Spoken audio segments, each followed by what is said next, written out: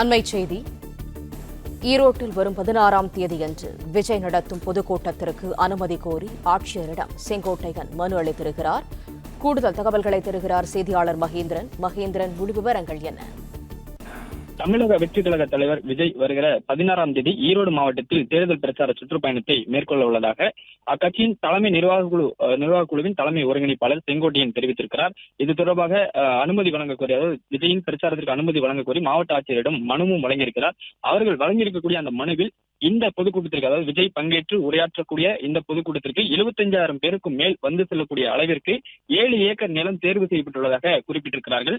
அது மட்டுமின்றி பிற்பகல் 1 மணி முதல் மாலை 6 மணி வரை இந்த பொதுக்கூட்டம் நடைபெறும் என்றும் அதற்குள்ளாக அந்த பொதுக்கூட்டத்திற்கு வந்து விஜய் பேசுவார் என்றும் தெரிவிக்கப்பட்டிருக்கிறது. பிரச்சார வாகனத்தில் தான் விஜய் பேசப் போகிறார் என்றும் அந்த மனுவில் தெரிவித்திருக்கிறார்கள். விஜய் வழக்கமாக இதற்கு முன்பு பயன்படுத்திய அந்த பிரச்சார சுற்றுப்பயண பேருந்தில் மட்டுமே வந்து அந்த பொதுக்கூட்டத்தில் பேசுவதாகவும் தெரிவித்திருக்கிறார்கள். பொதுக்கூட்ட மேடை எதுவும் அமைக்கப்படவில்லை என்று சொல்லப்பட்டிருக்கிறது.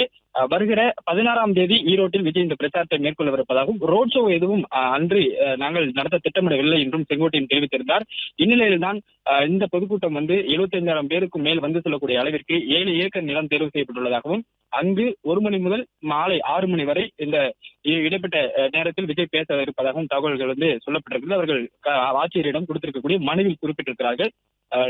வருகிற 9ஆம் தேதி புதுச்சேரியில் விஜய் இதே போன்ற ஒரு பிரச்சார பொதுக்கூட்டத்தில் பேசவிருக்கிறார். அங்கும் பேருந்தில் தான் பேச இருப்பதாக திட்டமிட்டிருக்கிறார்கள்.